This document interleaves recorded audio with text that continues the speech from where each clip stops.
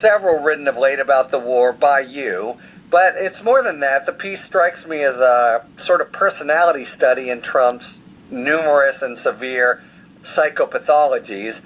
Let's first set up the premise. You're certainly in large company in thinking it, but in what sense has Trump lost in Iran?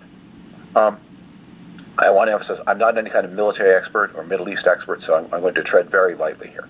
But Trump, at various points, has set various goals. They've been different from time to time and contradictory, but there's a list of them, and he's achieving, it looks like, none of them.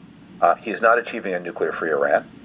He's not achieving the helping the Iranian people, which on January, this is to my mind one of the most shameful passages in this war. On January 13th, the President of the United States, from his personal social media platform, promised the Iranian people that help is on the way. Now, you know his word is not to be trusted. I know his word is not to be trusted.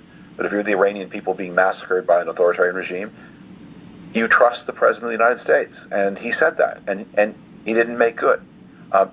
He's undertaken as well. He's committed as well to destroying their ballistic missile program. That hasn't happened, and now he's got a late goal because the war closed the Strait of Hormuz. They got the Strait of Hormuz reopened, and not with a toll or with some kind of tax, but as rights of freedom of navigation. He's not achieving that either. But my interest was not so much this part of the war, which I leave to others who know more, but to talk about what went wrong. Why was Trump backed into this position? Given the awesome power of the United States military, why couldn't he execute on what he promised to do? And it's sort of remarkable, right? You just think about the asymmetry of the power, how the first couple weeks went last June, and you would think it's a little bit of a elephant and mouse. It seems to me part of it, and this is in the article as well, is he never seemed to know what he wanted to do. I mean, we've had months now of his zigging and zagging and proclaiming peace and resuming bombing. Do we know anything more than we did at the beginning, which is to say nothing, about why he even launched the war? We don't know very much about that. But here's this.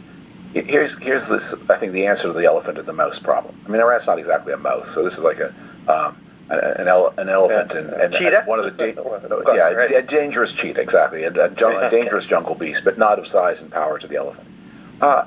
Wars go wrong. Wars are difficult. And one of the reasons the United States does not use war all the time is because of this recognition that the war must be worth the price, even if the United States can win.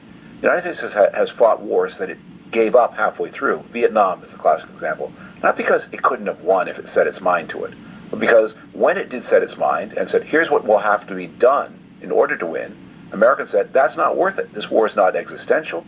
It's not important enough. If it can be done cheaply and easily, yes. But if it's going to be costly and difficult and dangerous, no. It's not a war like the United States was attacked, or it's meeting some great power competitor, or Nazi Germany, or Imperial Japan.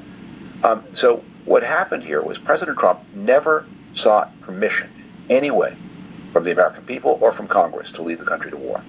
He never tried to build any kind of coalition. There are Democrats, I've met them in the Senate and even in the House, who are very Iran skeptical and who under other conditions might have supported military action to settle the long-standing business with which the United States has to deal with Iran. There's a lot of American blood on the hands of the American terror regime dating back to 1980.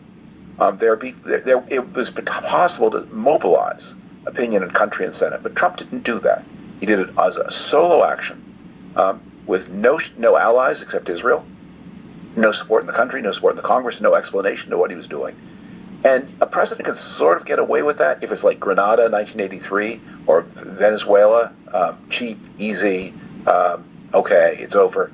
But if it's going to be a war that is going to impose sacrifices, you have to make the case to the country. You have to be a leader. And you have to be not just a personal leader, but the leader of the whole government, including Congress.